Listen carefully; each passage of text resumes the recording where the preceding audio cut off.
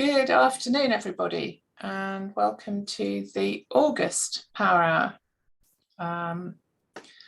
Hope you've got some sunshine. We don't in North Yorkshire, but make the most of the last couple of weeks of summer before it's quite frighteningly September very soon.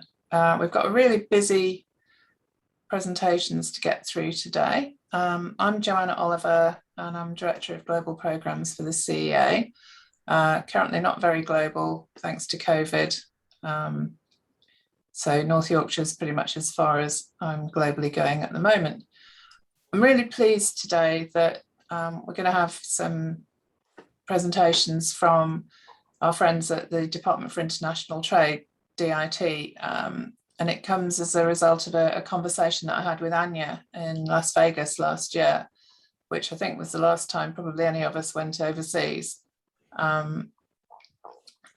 Before we really kick off, I just want to run through the usual rules of the CEA House. The webinar is held in accordance with the CEA corporate compliance rules. Anybody who doesn't comply with them will be summarily removed from the webinar. The webinar is being recorded and will be made available with the slides on the CEA website, and anybody who registered for today's webinar, we will send you a link to those slides. So don't worry about taking notes all the time, you will get those. Please stay on mute, and if you want to ask a question, use the Zoom chat box to write your question down, and we will be taking questions at the end of all the presentations. We've got 5 presentations today, so don't worry if you don't get asked straight after that particular presentation. All our presenters have said they're very happy to take your questions offline if we don't get a chance to get through them today. Please turn off your video as well. Some of you don't have particularly strong bandwidth. And as always, we're doing our best. If we have technical difficulties, I apologise. I was just telling the presenters we've not had any television signal for 2 weeks up in North Yorkshire after our television mast burnt down. So anything can happen. Anyway, moving on, I'm going to stop sharing my screen very shortly, and I'll introduce the first speaker, Anya Novak, who's Sector Specialist for Construction in the Department for International Trade, East Midlands. I've worked with Anya for a few years now, and a number of you will have met her because she's brought some really good Midlands engine trade missions out to Bauma in 2019, and then last year to ConExpo in Las Vegas. So I'll stop sharing now and hand over to Anya. So hello everybody, hoping my presentation has come up. Yep. Yeah, okay, great stuff. Right, so welcome everybody. Thank you, Joanna, for the introduction. So my name is Anya Novak, as Joanna mentioned. I'm the Sector Specialist for Construction in the East Midlands, working very closely with the Midlands and also across UK. DIT, Department for International Trade, I will just refer to us as DIT if that's okay. Some of you will have known us as different names, Trade Partners UK perhaps, DTI, UK Trade Investment. We are the same entity. So looking at the names here today, some of them are known to me, so it's a delight to be talking to people who we already know, and there's also some new names. So if you don't already know about the Department for International Trade, hopefully after this hour you will do. So what's the aim of today? The aim of today is to talk you through, give you an overview initially of DIT. So who are we? What do we do? Then we will go into a bit more detail. So I'll just go on to the programme slide there. A bit more detail about the role of the trade advisor. So these are the people based in your area, known as ITAs, International Trade Advisor. So Mariam will talk about those and what they do. We'll then move on briefly to Ian, who will cover clean growth.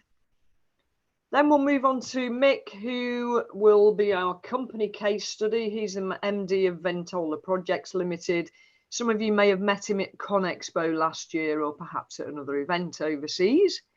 And then we will be hearing Andy of UK Export Finance, whom some of you will be aware of, but he likes to share with people how UK Export Finance never want to see an export fail due to lack of any finance.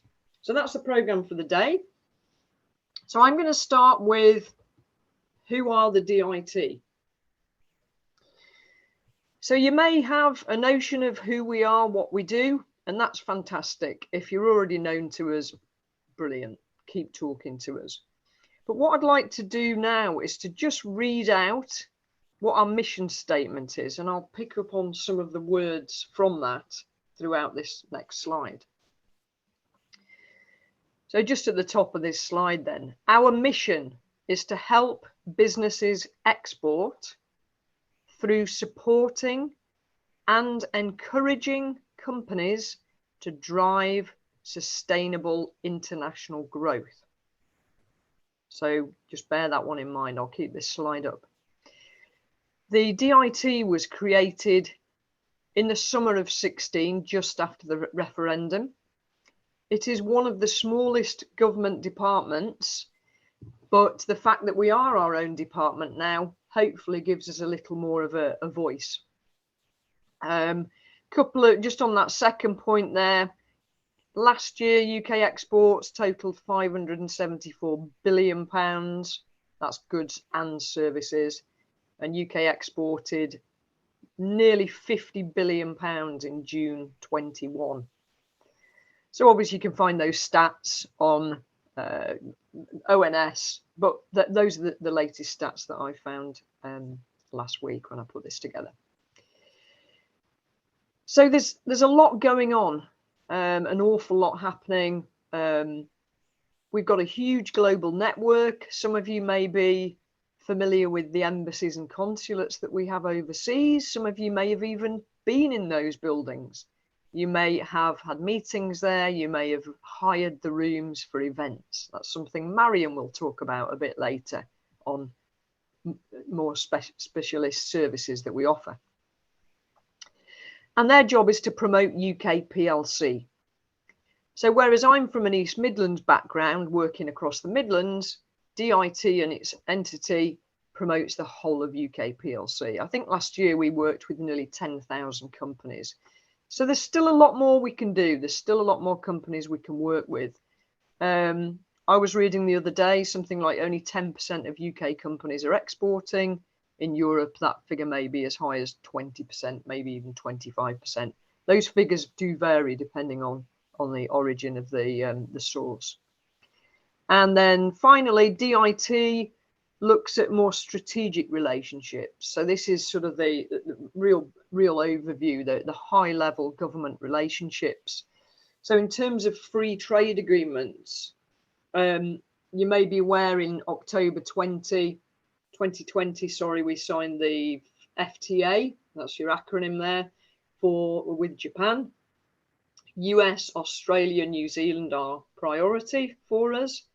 And then, and I have to read this out because I can never get my tongue around this, the CPTPP, which is the Comprehensive and Progressive Agreement for Trans-Pacific Partnership. In June this year, UK started their bid to for the accession process for that. Now, a lot of these things, they are high level, top level. Ian will pick up on the government to government setup a little bit later when he mentioned clean growth. So, okay, just going back to this mission statement. So I did promise I'd pull through a couple of the words on there. I think support is a really strong one. So again, I won't steal what Marion is about to say, but DIT works impartially. So we try to encourage people, we try to help you to minimize risk. So whether that's risk in terms of your money or your time or your personnel, because we know exporting as much as it can be very exciting and deliver huge amounts in terms of revenue, increased profitability, etc., there is always a risk. So we like to be able to help people to manage that risk. And we also want them to have sustainable growth. So I very often talk to people in terms of don't run before you can walk. We'd rather you start slowly and build up gradually, but do use our services. So we've got some images here. Liz Truss, Graham Stewart, again, they are dealing with a very high level strategy and policy implementation. But just a couple of stats here on the bottom right of the slide where you've got those images of the little people. Nearly 2,500 staff just in the UK. 9 UK regions. So wherever you happen to be from today, whether that's East Midlands, West Midlands, London South East, Scotland, Northern Ireland, and various other places, you will have a local office. We've got 1,400 overseas staff, and we've got 177 international locations. So if we were a company and you looked at those sort of stats, you'd probably be pretty impressed. And I think it is cause for being impressed because we have good coverage, a good network. We've got some incredible expertise within the business, and we are here to serve you. And when I say you, I mean UK registered companies. We are paid for by taxpayers. Most of what we offer is free. So the aim of today, bear us in mind if you don't already know us. If you do know us, keep talking. And if you don't, get in touch and we'll be delighted to help you. So on that note, I'd like to pass over to Marion Doherty. Marion, if you'd like to come through now. Hi, thank you, Anya. Yes, can you? Okay. Yeah, okay. Yeah, thank you, Anya, for that introduction, and to Joanna for the time to spend with companies this afternoon.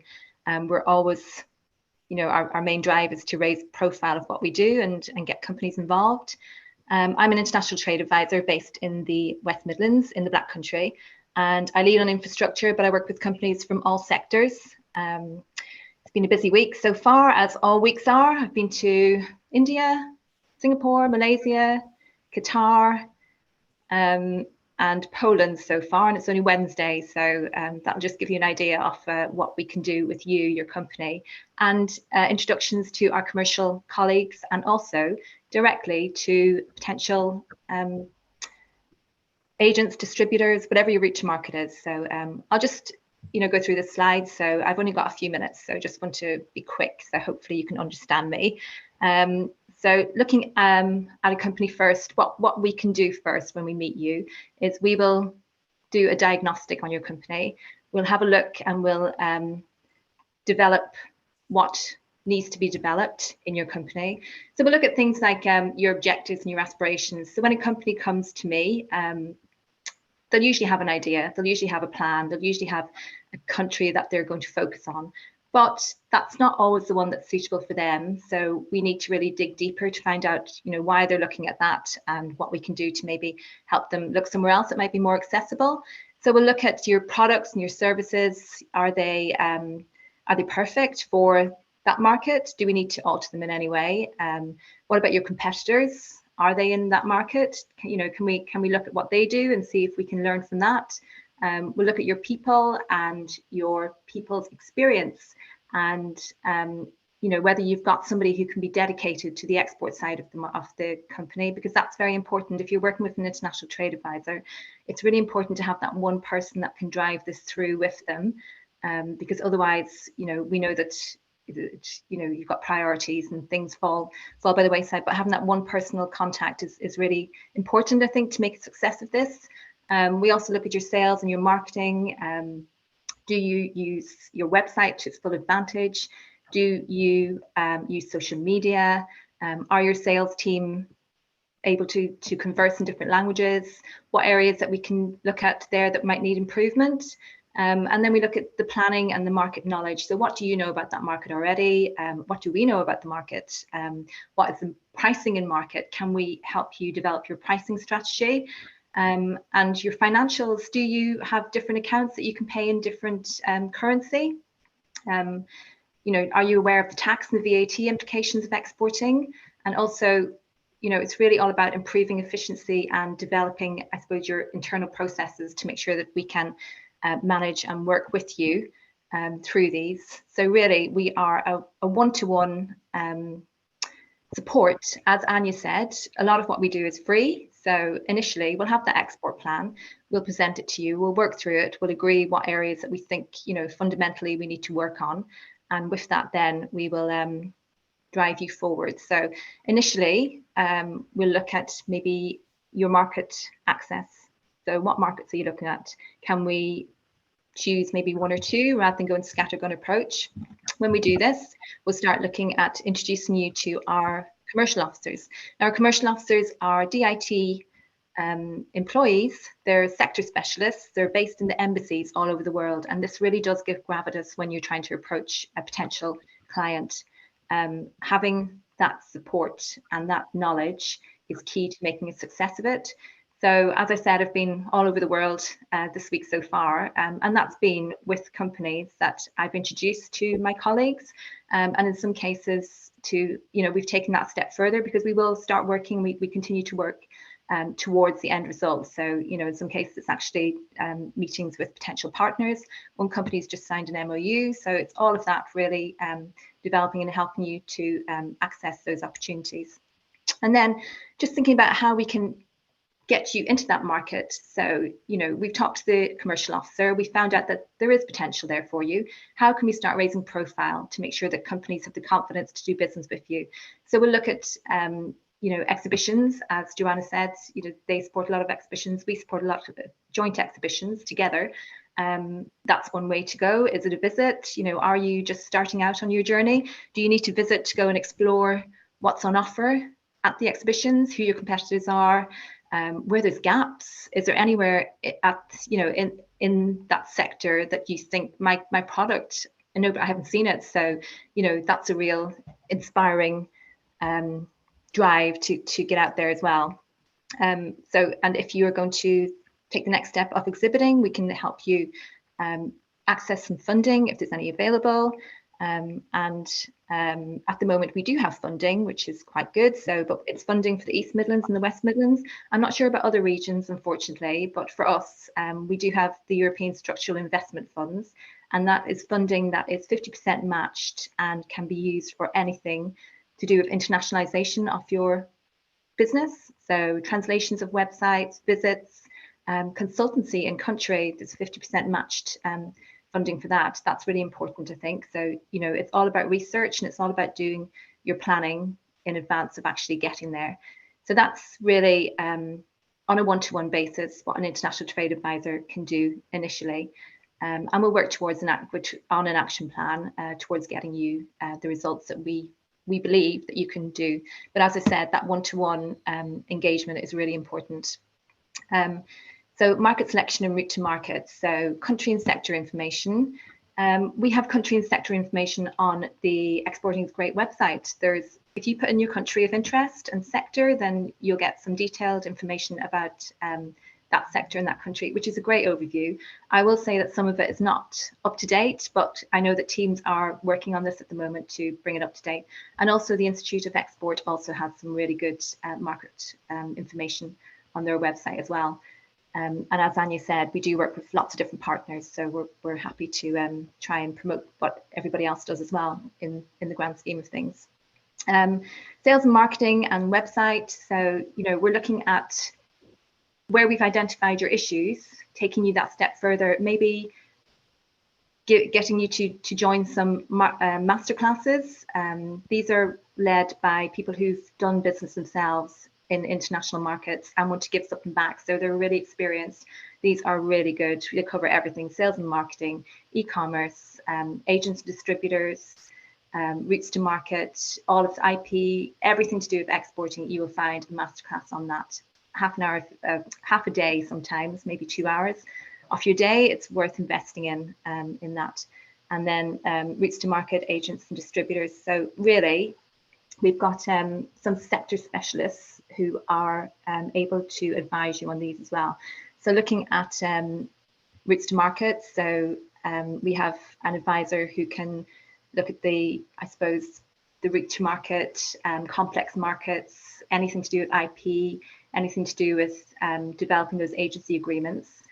We also have a digital advisor who can look at your website, develop it further, make it more internationally focused, give you hints and tips that you can implement to make it recognizable and to raise profile. We also have, for going back to our action plan, if you're going to visit the market, we absolutely advise that you talk to our language and culture advisor, because every single market is different, and you need to be aware of business culture when you're going to approach these markets. So we've got somebody who can talk to you on a one-to-one on that as well. I think my time's coming quickly.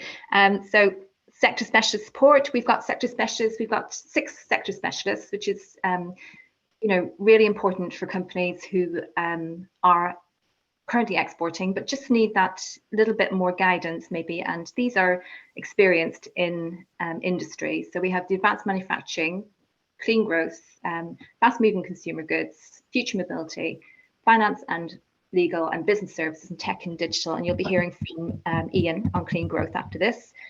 Also standards, accreditations, product approval. Do you need to get these for your goods? We work with the trade organisations, but also with our commercial offices in country to make sure that we can find this information out for you before you start.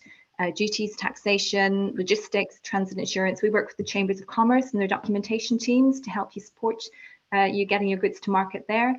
We know there's been issues since EU exit over logistics, and we do a lot of lobbying towards trying to help to ease these situations, and we are very aware of the issues that you face. So I'm just going to highlight the Exporting is Great website. On there, you'll find lots of information, advice, market, services. It's broken into 3 groups. Look at it. There is so much information on there, and you can just spend a lunchtime like you're doing today, just have a look and find out what is suitable for you. Next slide, please, Anya. So really, I'm pretty much, I think I've just given pretty much a quick overview, and this is just to show you, we work with you at your own pace.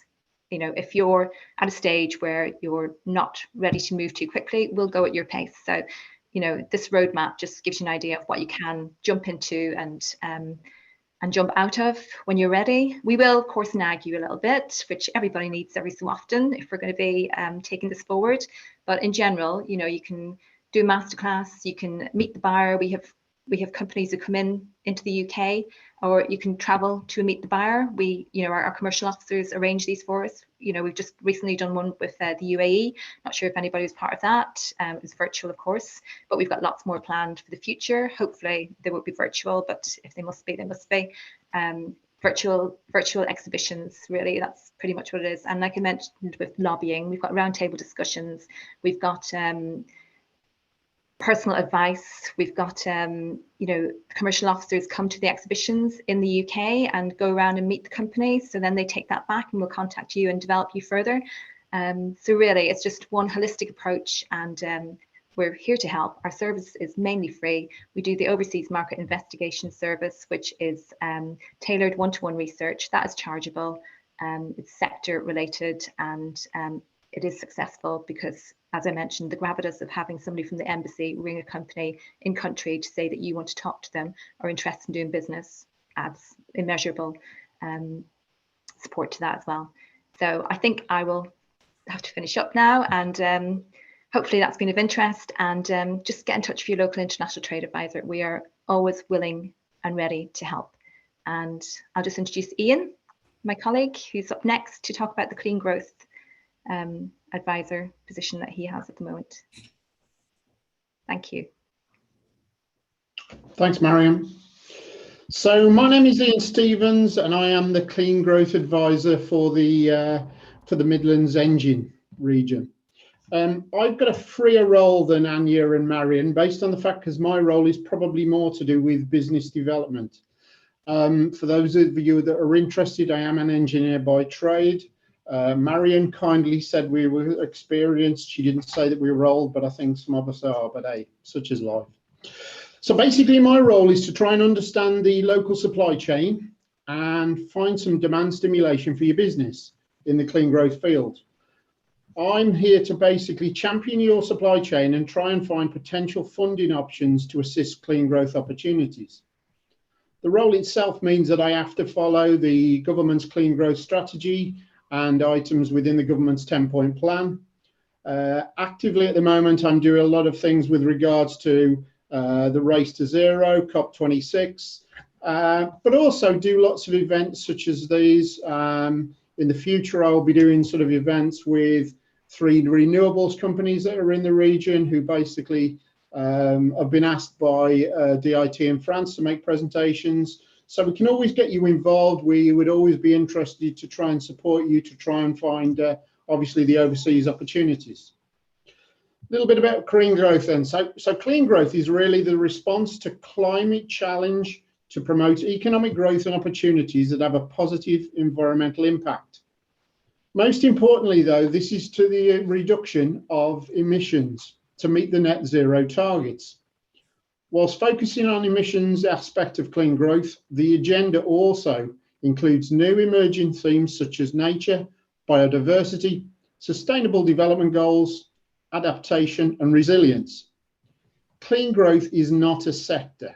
It doesn't fit into one nice little box. It's very much a cross-cutting theme encompassing technologies and solutions across sectors. Clean growth is probably a unique opportunity for the UK to maximise the opportunities of a global low carbon transition. Domestically, we will achieve this by driving the UK's clean supply chain and industrial growth by securing foreign investment, growing industries and capability to export globally. Internationally, the UK must develop and open markets to clean businesses to export their clean solutions. The clean growth definition is at the top of the slide, but it can be somewhat subjective. As I say, it's very cross-cutting and covers the whole economy. I'm sure many people just think when they hear of clean growth and green agendas, they probably just think of wind farms, but it's a lot more than this. Clean growth needs to be seen as a business opportunities. Businesses all over the UK should take the advantage of the low carbon economy and growing supply chain opportunities. For me personally, I don't think there's never been a better time to actually look for the UK with regards to industrial revolutions over the years and basically living in the Midlands, we were at the forefront. For me, the important thing is basically we're at the forefront of the next green revolution. As Marion and Anya have said, we're all particularly impartial. All we do from my point of view is to try and make sure that I get you introductions. Hopefully that leads to business, which will basically increase your revenue. In essence, my role is probably I can be your free salesman if you actually want me. Next slide, please, Anya. As you can see from the graphic, clean growth is at the core of DIT's central function and is part of the government's key objectives to invest, grow and export. You can see from the slide infrastructure is both a priority and is critical to the UK's ability to continue to grow prosperity while reducing our impact on the environmental globally and bringing greenhouse gas emissions to net zero in 2050. There are many ongoing discussions with the likes of greener building capabilities, and the DIT overseas posts are all looking for infrastructure opportunities that we can hopefully discuss with members of the association. UK infrastructure has a compelling offer for markets across the globe. We can use this expertise to help countries cope with urbanisation and emerging economies to grow in a clean way. For example, off-site manufacturing for housing, improve flooding resilience, and introducing digital solutions across all of the infrastructure. Next slide, please. These are just a couple of examples of projects that are ongoing. I'm not going to read them out to you. You can read the slides at your leisure. But basically, these are from varying size companies who have enlisted the DIT to assist them to find the correct contacts that they needed in countries. So in these instances, we've been able to assist with both contacts and contracts in both Australia and Nigeria. Obviously, we cover the globe, but this is just a very sort of like brief example. So my role is to understand the overseas trends. So basically, I spend the majority of my time on the phone, sort of like trying to find out what's going to happen in different regions. looking for business opportunities in the future, and to try and match up what we have in the local supply chain. You can always look at the Gov website, as Marion said before, to find opportunities. These will lead you in many ways to tenders, which we can always find out further information to try and assist you. My aim, though, is to try and get the overseas posts to get introductions to the contacts at the end customers, so that we are able to have discussions with decision makers, and more importantly, allows our clients to make reactions on the viability of the projects. And hopefully this is something that we'll be able to proceed going forward. If you have target markets or want assistance, please feel free to contact us. We're quite happy to explore various different parts of the globe to see whether it's viable. Next slide, please, Anya. As Anya mentioned earlier, with regards to the free trade agreements, so basically as an example, we put up Peru on this slide. So we have a government-to-government agreement. So these are prioritizing overseas opportunities the country have. The slide just shows a few of the Peru's infrastructure countries' needs and projects, but we're quite happy to show you further examples, upcoming requirements for most of the countries. As we say, we normally have a regular discussion with these people anyway. They will give us highlight what's going to happen, so we probably get an early view of what's going to happen in country. So from that point of view, we can relay these to you as quick as possible, and if you're interested, we will try and help and assist. Likewise, if you want to come to us and say if you have target countries or markets and you're eager to engage with somebody, or you need to find people, it's not a problem. Please feel free to contact us and we will try and help you out with that. Next slide, please. As you can see from the slide, these are the details of all of us. As Marion said, with regards to the interest, with regards to some websites which will be informative to yourselves. And as you know, the presentations will be sent out at the end of the event. So please feel free to contact us. We were very, very happy to help you and assist. Next, please. So thank you for listening to us all from the DIT. I am now pleased to introduce Mick Ventola, the Managing Director of Ventura Projects Limited, who is one of our Midlands Engine export champion businesses. Over to you, Mick. Thank you, Ian. Thank you, Ian, and welcome everybody. I've been asked as a business owner to give a short presentation on our successes in recent years, key pivotal events, obviously Brexit, transition, and also COVID, and then sort of put into that content of where the DIT have been of great assistance, and where the ITA, the International Trade Advisor, has been sort of a fantastic resource to us in allowing our business to grow over the last few years internationally. Can you go on to the next slide, please? Here we are. We're Ventura Projects. I'm the owner and managing director, Mick Ventola. Our primary role in the UK is and still is a electrical installation business within domestic, industrial, retail and leisure sector. We came up with a bright idea, hence the pun, in the late 2008-2009 to move into the LED market. And quite rapidly we moved into the international sector around 2012-2013, moving our LED supply into the EU with a vision to then build that business into the US and the Middle Eastern market. Our solutions have covered many, numerous different sectors, ranging from hotels, leisure facilities, offices, residential projects and outdoor installations, but one key one at the end here is noted is entertainment centres, and I'll go into that with some examples shortly. Part of the manufacturing process now, because our products are all made in the UK, as sort of added in other byproducts of services that we now supply, which are basically building maintenance, because obviously the expanse that we install our products has increased further. So we sort of are giving more of a turnkey operation now, but also the metal and acrylic fabrication, which is very, very key to the products that we make. Our own UK-made VIVR lighting is our principal selling point. But then also on top of that, we've got our AMB version and our digital lighting range. Next slide, please. Where we've come from, I started off as a one-man band in 1989. So, you know, a lot of people seem to think, oh, you must have had quite a big setup to end up as an international business. It's not, you know, it's, you know, anybody can do this with the right, with the right get up and go and the right people behind them helping them. And the DIT is one of those services. We expanded internationally within the service sector during the early 90s. We're still located in Leicester in the heart of the East Midlands. During 2014, we began promoting our UK-made LED products to the export market.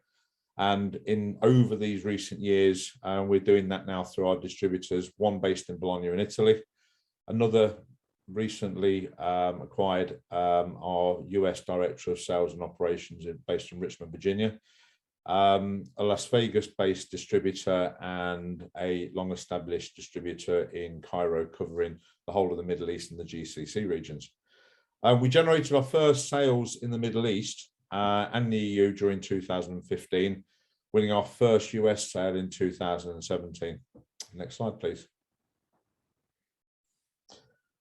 Why customers, users, and what we pride ourselves on.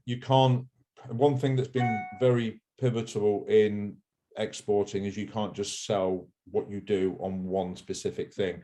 You've got the one key interest is a number of factors, and these are these that are important to us as a business in the market that we sell. A reputation for high quality craftsmanship. The one thing that the UK is famous for is good quality products. We're never ever going to compete with the cheaper end of the market. But there are a lot of businesses out there who want to buy British simply because we make good quality products, and they don't mind paying a little bit more for their products in comparison to those from other overseas manufacturers. So one key thing to do is don't make the mistake of thinking that you've got to go in cheap to win your products.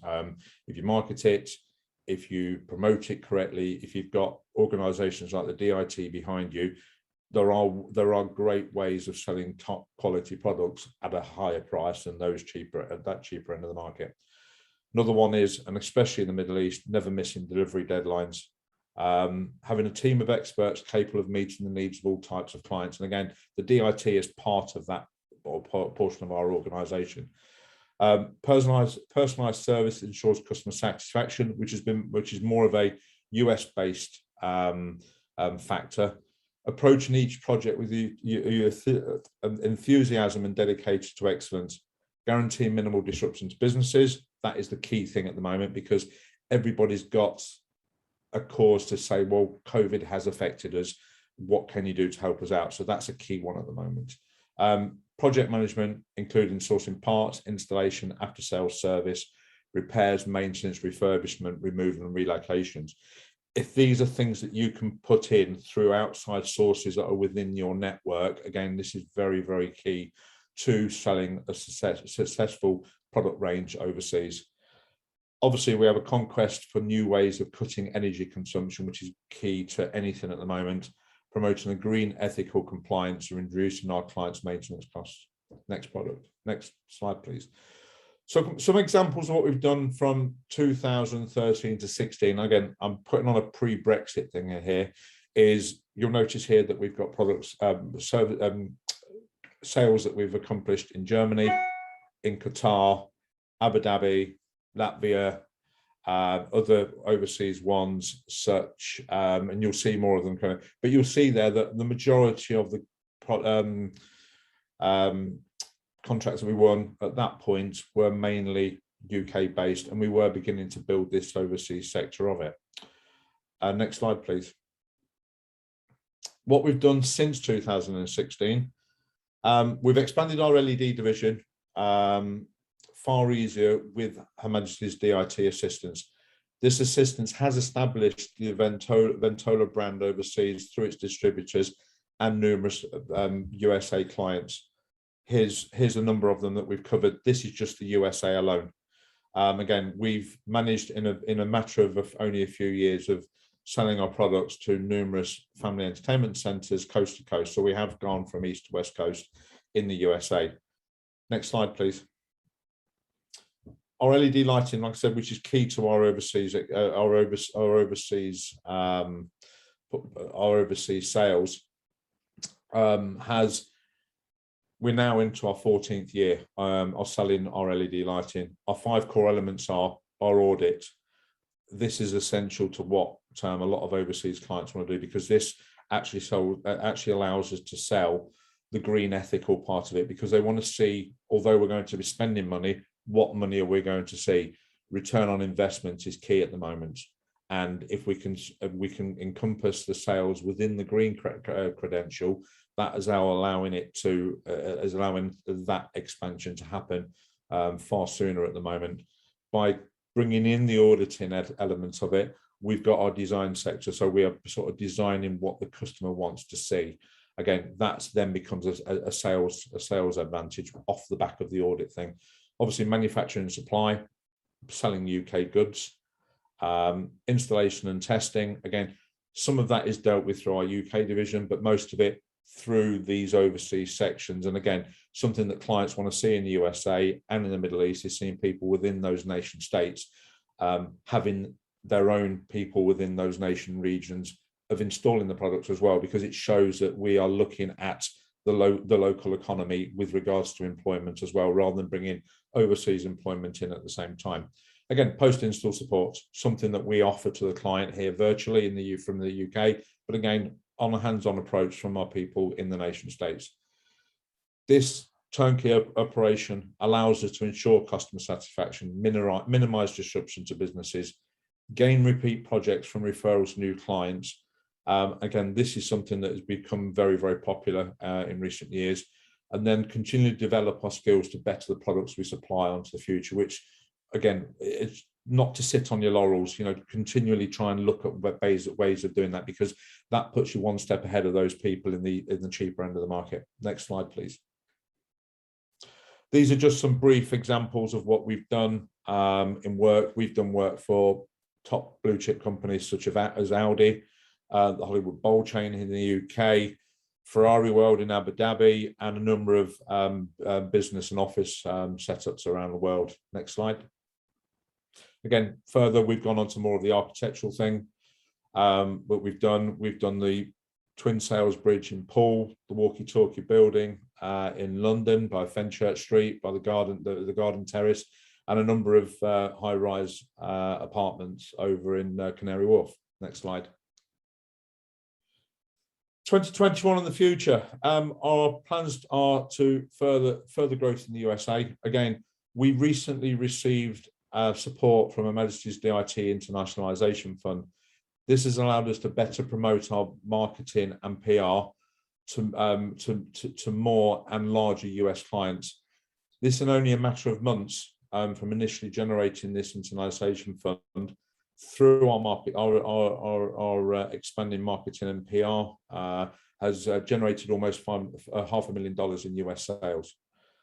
Addition to the permanent sales operations director based in Virginia, we are currently considering further Las Vegas locations to basically generate a US assembly facility to speed up the process of gaining an order, receiving the initial deposit payment, and then getting orders out to the clients far sooner. Because again, a post-COVID element has come along, is that trying to ship goods has actually taken a little bit longer because of the shortage of shipping that's available at the moment.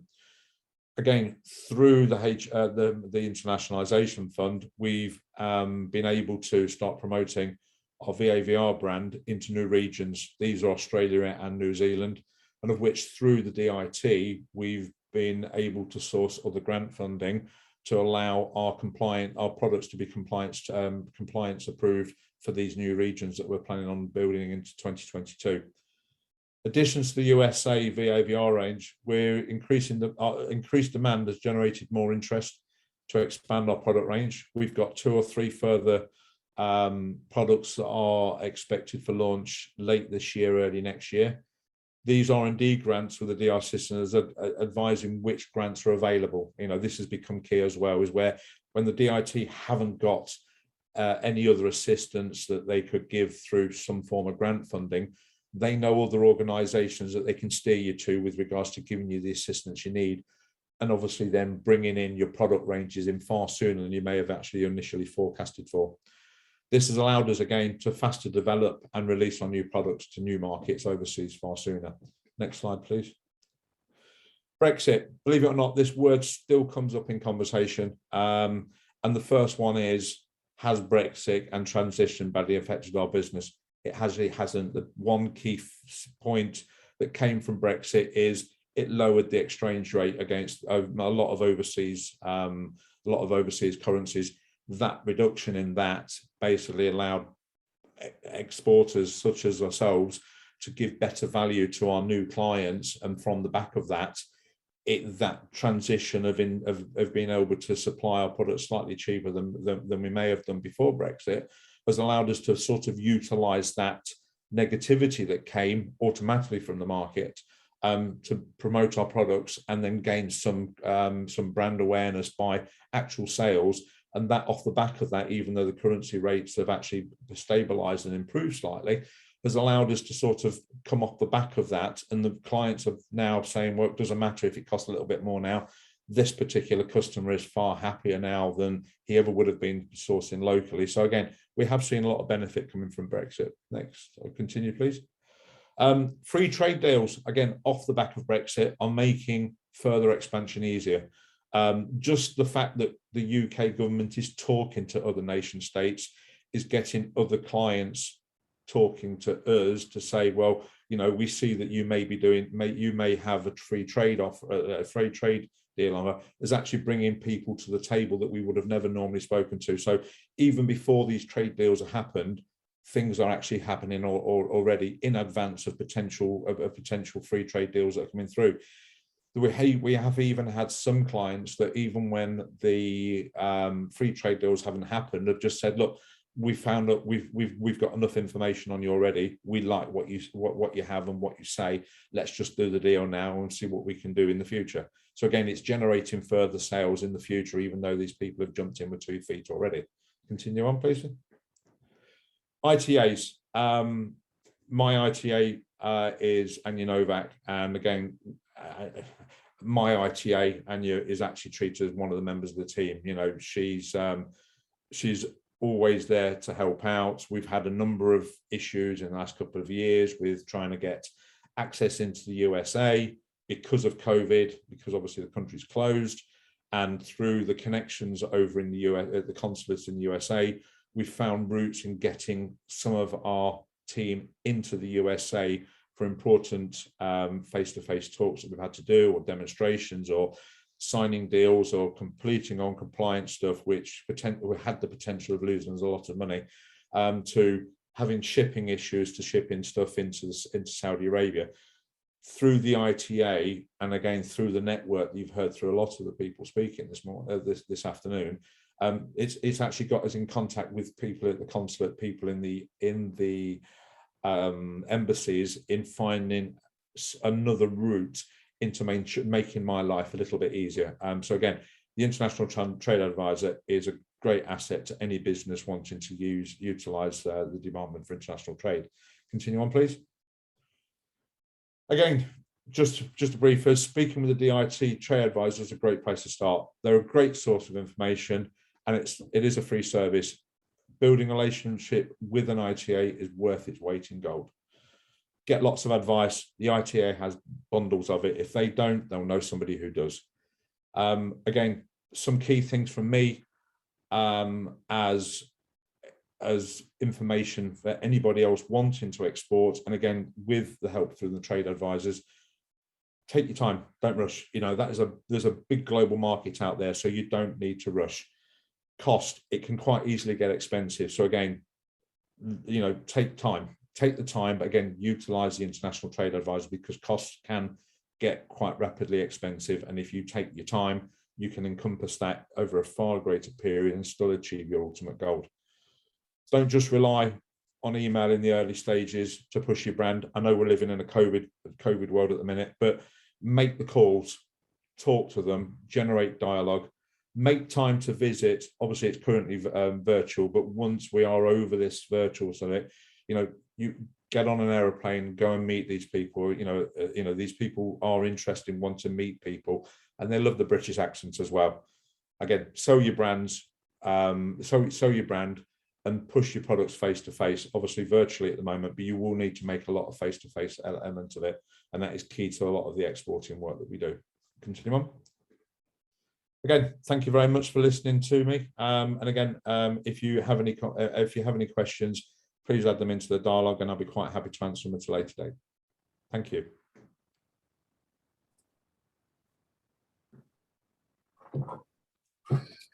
Mick, thank you very much for that presentation. Absolutely great and very insightful as always. I'm Andy Mannix.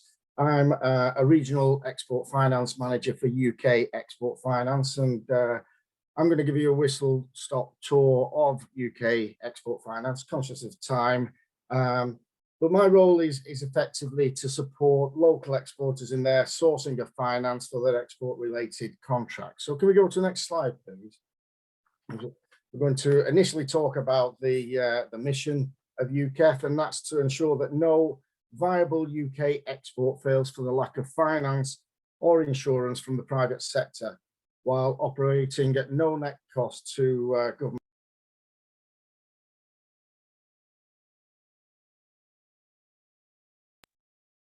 Sorry, I went on mute there. I hope I didn't lose anything.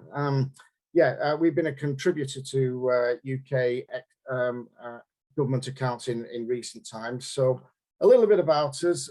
We are the first export credit agency established in 1919 by none other than Winston Churchill after the First World War.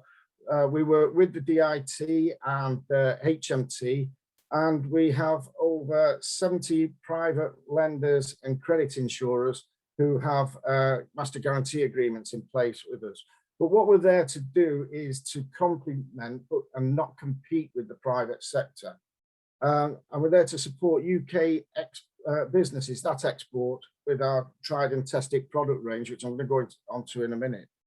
Last year, we were named the best export credit agency by GTR and also Trade Finance Global. So if you could go on to the next slide, please. Now I'll give a brief rundown of the areas of support where we come into play in the form of financing, guarantees and insurance. I'll deal with these in turn. Firstly, financing. For larger export contracts or projects, UKEF can look to provide attractive finance solutions to the end buyers. These may be in the form of providing guarantees to local banks, or in some cases, we do provide direct lending opportunities. Our recently launched standard buyer loan guarantee schemes, which provides a guarantee for a loan worth up to 80% of the contract value, is a great way to help UK businesses get paid up front. All of our financing solutions help to make the offering of UK exporters far more attractive. Going on to guarantees, to help UK exporters fulfill their orders, we can provide guarantees to their banks to enable the banks in turn to provide facilities to the exporter. These facilities may be in the form of the issuance of contract-related bonds, or indeed for working capital lines. And this means that the security that the banks generally require from exporters for these types of facilities are often in the form of cash. We can substitute those and provide them ourselves up to a maximum of 80%. We've recently launched a new groundbreaking product called the General Export Facility, or GEF for short. This is, instead of supporting on a contract by contract basis, now provides cover to support the general financing needs of eligible exporters. It really opens up our offering to new sectors, particularly in the fast-moving consumer goods arena. But all of our guarantee schemes enable an exporter to take on more contracts and increase their turnover. And then finally, insurance. Our range of insurance products provides certainty of payment for exporters, particularly in challenging markets. whether it be to protect against the unfair calling on a bond or provide cover on an overseas investment, UKEF can look to support even an exporter in ensuring that they get paid. Our credit insurance policy also allows UKEF to step in to the shoes of a private credit insurer where they may not have the appetite to support against non-payment in certain geographical areas. Our ability to provide this assistance has been extended as a result of all the challenges presented by COVID to cover all 37 members of the OECD. And let me give you now a couple of brief examples, if you can go on to the next slide, please, of how our support really comes into play. And the first one is for a company called Carpenter and Patterson.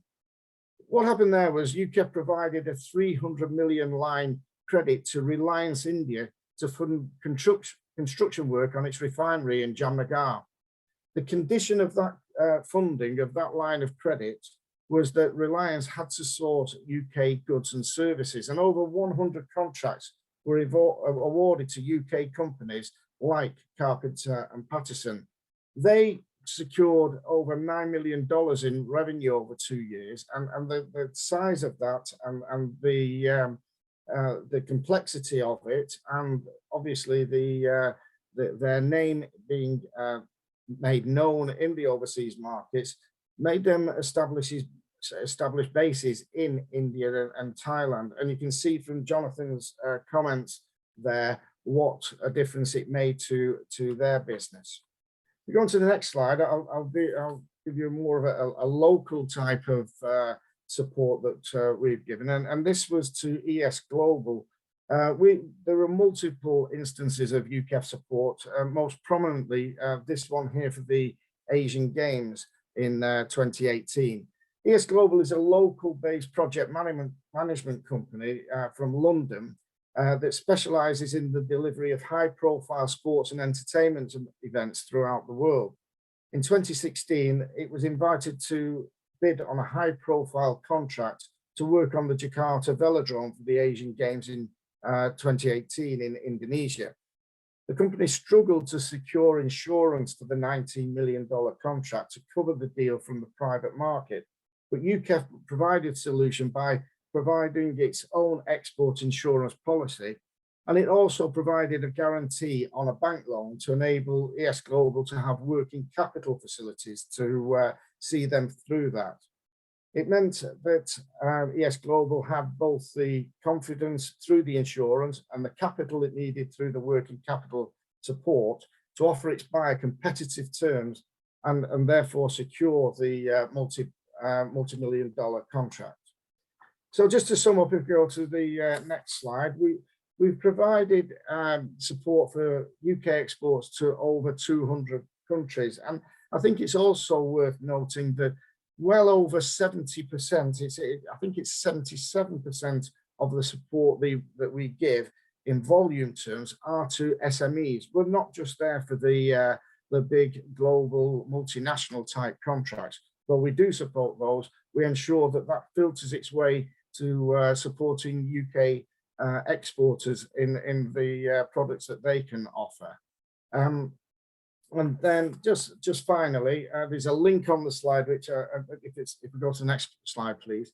There's a link on the slide there where you can find your local export finance manager. I'm one of 26 across the UK, and each one of us are there to help you and give you support in finding the finance, securing the finance that you need to perform your exports. I've got a final slide which requests you to ask any questions. That naturally comes to the panel, which I hope we've got time for now. I'm going to close off and send you back to Anu to host that side of the equation. Thank you. Thanks, everybody. That was impeccable timing. You actually managed to get all 5 presentations wrapped up in an hour on time. I can't see any questions in the chat box. Has anybody got any questions that they'd like to raise now? I've got one to kick off, which Anu Anya, could you enlarge a bit on the internationalisation funding, which was new to me? I don't know whether people on the call know that the TAP funding for exhibitions has now been cancelled by DIT. And as far as I can tell, this internationalisation money is the only funding available for anybody wanting to go to market or to an exhibition. Yes, certainly. Hopefully you can hear me okay. So yeah, as Marion alluded to, the internationalisation funding is available in certain regions. So we would recommend that you talk to us, and we'll put you in touch with somebody locally within your region who can confirm, hopefully, its existence in that area. I can certainly speak on behalf of the Leicestershire area and what happens there. I won't go into too much detail because there's a sort of, you know, with any funding there is a process. But as Marion said, companies have used the funding to put towards things like travel, exhibitions, website internationalisation. So the company does have to make the application in advance of any expenditure. Fingers crossed the application gets accepted. It's administered by a company called Capita, who are external to the Department for International Trade. And then after the project has been completed, all being well, that company will then be reimbursed 50% of the expenditure. So the total in Leicestershire, so I do stress in Leicestershire, that somebody can apply for is £9,000. So they need to spend £18,000 to get that back. So certainly, yeah, reach out to us. I think we've got this slide with the contact details. Feel free to contact me. I'm happy for emails to come to me. If you're not sure who your trade advisor is, or you're not working with us currently, get in touch. I'll make sure you get signposted to the right area and you get the information that you require. Has that answered your question? Yes, thanks, Anya. It's one of those interesting schemes that they don't tell anybody about. So I'd like to find out some more information that we can, if there's a website we can signpost people to, or if they have to just go through the ITA. Yeah, that's absolutely fine. I'll make sure you've got that information, Joanna, so any of your members and your contacts can access that. Yeah. Anybody else got any comments before I move on? No? Okay. Right. Here we go. So next Power Hour is the 22nd of September, and kind of building on what we've talked about today, and particularly with what Mick was talking about, we've been contacted by a sister trade association in the States who cover both the US and Canada, and also have some good contacts in the Caribbean. The Associated Equipment Distributors, AED, some of you who have been with the CEA for a long time might have come with me when we did their exhibition in San Diego. They do a really good conference with an exhibition every year, and they represent the majority of the larger equipment dealers in North America. So if you're trying to find a distributor to represent your products in North America and want to know a bit more about the market and the opportunities and how to break into it, then hopefully next Power Hour will push you on your way. So just to wrap up, thanks very much to Anya and all the team from Midlands, East and West. And thanks very much, everyone, for joining us. Have a good day. Thanks, Joanna. Thank you, Joanna.